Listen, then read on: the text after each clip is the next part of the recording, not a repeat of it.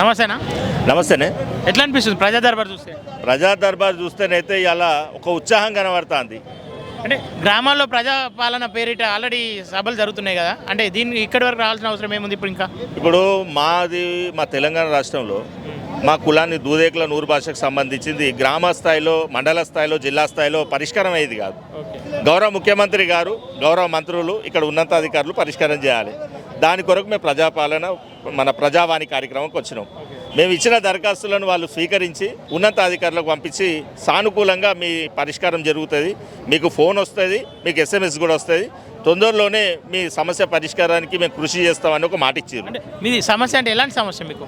మాది BCBలో అంటే BC welfare డిపార్ట్మెంట్లో BC కేటగిరీలో BCBలో ఉన్నటువంటి దూదేకుల నూరు భాష 5వ కాలంలో ఉన్నది.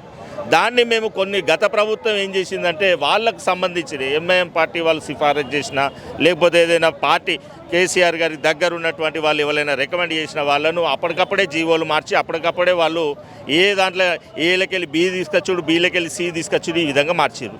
కానీ మా కులానికి సంబంధించింది ఏంటంటే జాతీయ స్థాయిలో BC వెల్ఫేర్ జాతీయ కమిషన్లోనేమో మాకు చట్టసభలలో దూదేకుల నూరు భాష ఉన్నప్పటికీ ఇక్కడ మాత్రం మేము సామాజికంగా, రాజకీయంగా, ఆర్థికంగా అన్ని రకాలుగా వెనుకబడిపోతున్నాం. మేము కుల సర్టిఫికేట్ ఇవ్వాలని అంటే BCBలో మాకు నోటిఫికేషన్ రిజర్వేషన్ ఇస్తే ఇవాళ ఒక ఎగ్జామ్ రాయాలి అని అంటే చాలా టఫ్ కాంపిటీషన్ ఎదుర్కొంటున్నారు మా పిల్లలు.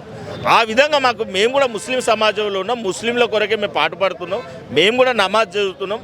మాకున్నటువంటి మా ఇంటి పేరు కూడా మహమ్మదే ఉన్నది, వేరే దూదేకుల నూరు భాష లేదు, మహమ్మద్ ఉన్నది. కాబట్టి మాకు మహమ్మద్ వాళ్ళకు BCE వెసులుబాటు కల్పించండి అని మేము గత ప్రభుత్వాన్ని దరఖాస్తు పెడితే ఎవ్వరు స్పందించలే. కానీ ఈ ప్రభుత్వం కొంచెం ఆశలు ఉన్నాయి, మా సమస్య నెరవేరుతుంది, మా సమస్య పరిష్కారం జరుగుతాయని మొన్న కూడా ముఖ్యమంత్రి గారి కార్యాలయంలో దరఖాస్తు ఇవ్వడం జరిగింది.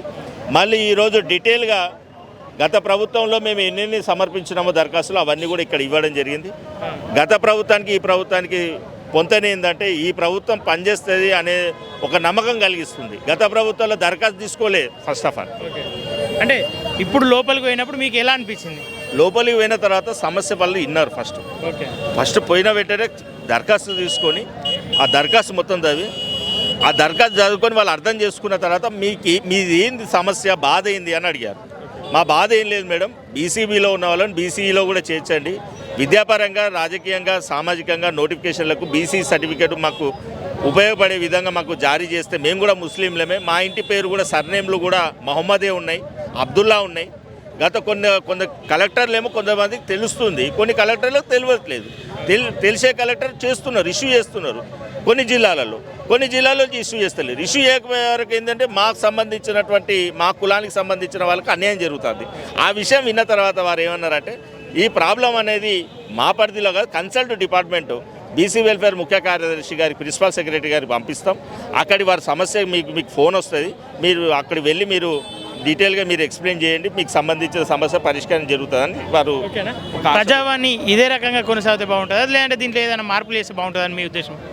ప్రజావాణి ఇదే విధంగా కొనసాగాలి, కాకపోతే కొంచెం పోలీస్ రిస్ట్రిక్షన్ అనేది దూరం పెట్టాలి. పోలీసు వాళ్ళు కూడా ఏంటంటే వాళ్ళు కూడా ప్రజలే, వచ్చిన వాళ్ళు కూడా ప్రజలే, దూర ప్రాంతాల నుంచి వస్తారు. ఇలా ప్రజావాణి శుక్రవారం రోజు ఉన్నదంటే 2 గంటలకు, 3 గంటలకు, 4 గంటలకు నిద్రలు లేకుండా ఎంతో దూరం 100 కిలోమీటర్ల నుంచి వస్తారు. కాబట్టి వాళ్ళు ఎవరు కూడా మానవ ఉగ్రవాదులు కాదు. ఇక్కడ ఏదో అల్జడి లేపాలి, ఈ ప్రభుత్వానికి చెడ్డ పేరు తేవాలని కాదు, వాళ్ళ సమస్యలు, వాళ్ళ కడుపులో ఉన్నటువంటి బాధను చెప్పుకోవడానికి వస్తారు దరఖాస్తులు పట్టుకొని. అలా విధంగా పోలీసు వాళ్ళే దరఖాస్తులు తీసుకుపోయి దగ్గరుండి వాళ్ళను అక్కడున్న అధికారులను కల్పించి, అక్కడున్న నాయకులను కల్పించి పనిచేస్తారనే ఆశాభావం ఉన్నది. గతంలో కంటే ఇప్పుడు కొంచెం మెరుగుపరుచుకోవాలి. ఇంకా పాత పద్ధతులలో కొంతమంది ఆఫీసర్లు కనబడుతుంది. అంటే పోలీసుల తీరు ఎలా అనిపిస్తుంది ఇక్కడ మీకు? పోలీసుల తీరు ఎలా ఉన్నదంటే వాళ్ళు ఒక టైం పెన్షాలిటీ పెట్టిర్రు. బస్సు అయితే మనం టైంకి, ట్రైన్ అయితే మన టైంకి రాదు, ఒక 5-10 నిమిషాలు, అర్ధగంట. మళ్ళీ సిటీలో లోపలికి ఎంటర్ అయిన తర్వాత ట్రాఫిక్ జామ్ అవుతుంది.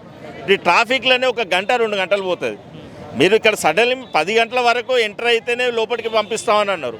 కానీ 10 గంటలకు రావాలని అవతల దూర ప్రాంతాల నుంచి, ఎక్కడ ఆదిలాబాదు, ఎక్కడ కరీంనగర్, ఎక్కడ నల్గొండ, ఎక్కడ మహబూబ్ నగర్, ఈ జిల్లాల నుంచి 3, 4, 5, 6 గంటల నుంచి ప్రయాణం చేసుకుంటా ఇక్కడికి వచ్చి ట్రాఫిక్లో చిక్కుతాయి. అక్కడి నుంచి ప్రయాణం చేసుడు ఒక ఎత్తు అవుతుంది, హైదరాబాద్ సిటీలో ట్రాఫిక్లో చిక్కుకొని ఇక్కడికి చేరుకోవడం ఒక ఎత్తు అవుతుంది. ఇది గమనించాలి పోలీస్ అధికారులు.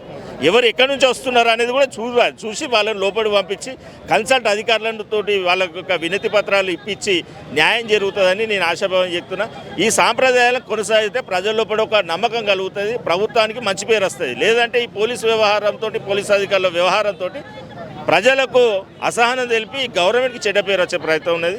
కాబట్టి అందరూ కూడా పోలీసు వాళ్ళు కూడా సోదర భావంతో స్నేహపూరితంగా అందరి యొక్క వినతి పత్రాలు వారు స్వీకరించకపోయినా పర్లేదు కానీ లోపలికి పంపించే ప్రయత్నం చేయాలని నేను కోరుకుంటున్నాను. ఓకేనా, థ్యాంక్ యూ. Thank you.